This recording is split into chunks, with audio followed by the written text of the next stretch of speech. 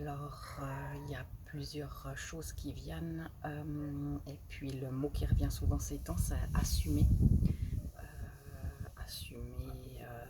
Assumer ce qu'on a envie, assumer ses choix, assumer les conséquences, et puis tout ce qui est en lien aussi avec déranger, et puis avec les réactions des autres.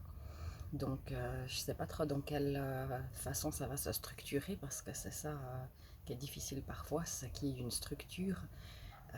Et surtout quand c'est face à une caméra, c'est moins évident que face à une personne ou à un ami, enfin bref. Donc, euh, est-ce que vous remarquez comment c'est compliqué pour certaines personnes et puis souvent aussi pour nous-mêmes, mais c'est pas toujours conscient, de prendre le risque de déranger. En fait, souvent, il y a des gens qui disent ah, j'ai peur de déranger, ou ça va le déranger, ou je l'ai pas fait pour pas te déranger, ou excuse-moi de te déranger. Mais comment ça, tu me déranges? Je te laisse pas le pouvoir de me déranger. Et puis si ça me dérange, bah, je vais te le dire. Enfin, en tout cas, je peux te le dire si ça me dérange. Mais si je veux pas être dérangée, euh, je fais en sorte de ne pas l'être. Et je remarque souvent à quel point cette peur de déranger est de prendre la responsabilité en fait de la réaction de l'autre pour soi, est la confusion qui nous empêche justement de souvent prendre le risque de déranger pour répondre à nos besoins ou à ce qui est important pour nous. Euh, je crois que si on n'ose pas déranger, en tout cas prendre le risque que ça puisse créer une réaction chez l'autre, c'est grave en fait, parce que ça nous prive de, de créer des choses qui nous font envie, qui nous ressemblent, ça nous prive d'expérience. Et, et je trouve que bien sûr que c'est jamais très agréable d'avoir l'impression qu'on dérange quelqu'un, mais l'autre, sa réaction, on n'a pas vraiment de contrôle dessus. Enfin, si on croit qu'on a un contrôle sur la réaction de l'autre, en essayant de faire le moins de bruit possible pour essayer de déclencher aucune réaction chez l'autre. En tout cas, aucune réaction qui pourrait être assimilée avec une réaction désagréable. Par exemple, si je pose une question à quelqu'un et puis que la personne semble agacée ou stressée ou frustrée, je vais me dire mince, qu'est-ce que j'ai dit de mal? Mais genre, j'ai peut-être rien dit de mal, j'ai juste posé une question sur c'était quoi qu'il y a au menu. Et puis la personne elle est juste super stressée, donc voilà, sa réaction, c'est pas moi le problème, sa réaction, c'est sa réaction de stress et ça lui appartient. On ne sait pas ce qu'elle est en train de vivre pour réagir comme ça. Donc, je trouve que apprendre à assumer ce qui nous fait envie et puis à le verbaliser, à prendre le risque de créer une réaction chez l'autre et apprendre à ne pas le prendre personnellement, parce que c'est ça aussi toute la confusion, hein. Si l'autre est fâché, c'est ma faute. Si l'autre est frustré, c'est ma faute.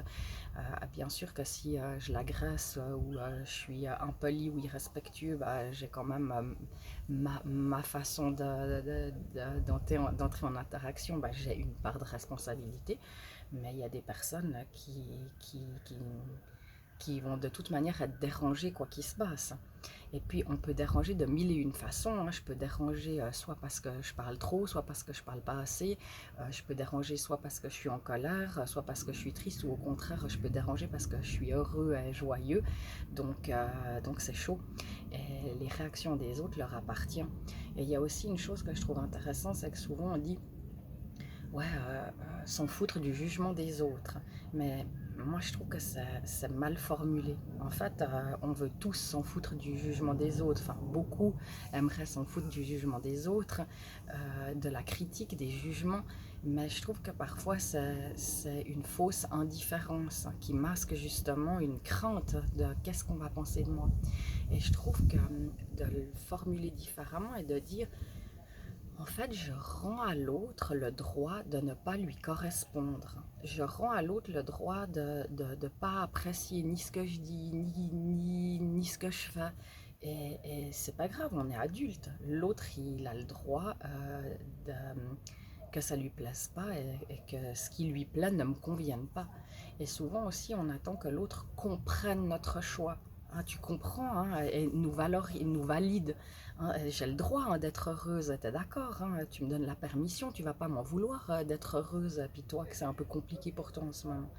Et du coup, si on donne la responsabilité à l'extérieur de nous valider ou de nous autoriser ce qu'on veut, alors du coup, c'est compliqué de prendre la responsabilité de sa vie et assumer en fait, assumer qu'on puisse être en désaccord et qu'un désaccord, c'est pas forcément la fin d'une histoire. Il y a beaucoup de personnes qui confondent le désaccord et le conflit avec la guerre la fin d'une relation, mais un désaccord, c'est toujours une opportunité d'essayer de mieux se comprendre, de poser un cadre et d'essayer de faire en sorte que chacun y trouve un peu son compte. En tout cas, aujourd'hui, je, je fais le choix d'avoir des relations saines où je rends à l'autre le droit de me dire non. Je rends à l'autre le droit que ce que je fasse ou dise ne lui plaise pas. Je rends à l'autre le droit d'être en colère, d'être agacé, de ne pas supporter notre différence. Je lui rends tout ça en fait. Et comme ça, ben, j'ai pas à m'en foutre de son... J'ai juste à lui dire, bah ok, ben, t'as le droit en fait. On a le droit d'être différent, puis t'as le droit de réagir comme tu réagis. J'ai le droit de ne pas accepter la manière dont tu réagis envers moi, mais par contre, je te rends le droit qu'on ne soit pas d'accord. Et en faisant ça, j'ai aussi le droit du coup de me désengager autant de situations qui ne me conviennent plus que de relations et de choisir quelque chose qui me convient. Et du coup, ben, créer une vie qui ressemble à ce qui nous fait envie, ça passe vraiment par cette prise de responsabilité. Hein. La responsabilité, c'est pas un gros mot. Et c'est dommage parce qu'on nous apprend pas forcément à prendre et à assumer nos responsabilités d'une manière avec plus de légèreté en fait, parce que c'est vraiment cool et que souvent on se retrouve dans des relations où l'autre se donne pas le droit de dire non, donc attend de nous qu'on dise pas non, qu'on se sacrifie un peu pour lui comme il le fait pour nous, mais pour moi c'est pas sain. Donc je sais pas vous comment ça, toutes ces histoires de prendre le risque de déranger, d'être en désaccord et puis de laisser à l'autre voilà, le droit d'être frustré, de pas forcément lui faire plaisir et puis que ça soit ok, de pas endosser la responsabilité de sa réaction et de le laisser avoir les réactions qu'il a en fait, parce qu'il y a un bout, c'est son bout. Donc voilà, j'espère que vous vous occuperez de votre bout à vous. J'espère que vous allez bien, que que malgré la souffrance qu'il y a dans le monde, les horreurs qui peuvent s'y passer, on n'est pas dans un monde de bisounours, c'est clair, mais il y a beaucoup de beauté autour de nous. Et souvent, je trouve que on met la priorité sur tout ce qui ne va pas. Et il y a plein de choses sur lesquelles on n'a pas de contrôle. Ça ne veut pas dire qu'on s'en fiche et qu'on fait comme si de rien n'était. Mais je crois qu'on a un contrôle sur notre émotionnel à nous. Et puis que si on s'occupe un peu de comment on se sent à l'intérieur, alors on peut déjà alléger un peu la souffrance. Mais il faut déjà commencer par soi-même. Et être sa priorité de temps en temps, c'est pas égoïste. S'occuper de ses déchets, c'est bien, mais s'occuper de ses déchets émotionnels, c'est notre responsabilité. Et je trouve que si on commence par là, euh, ben, on peut apporter un peu de légèreté dans ce monde qu'on a bien besoin. Tout bon à vous.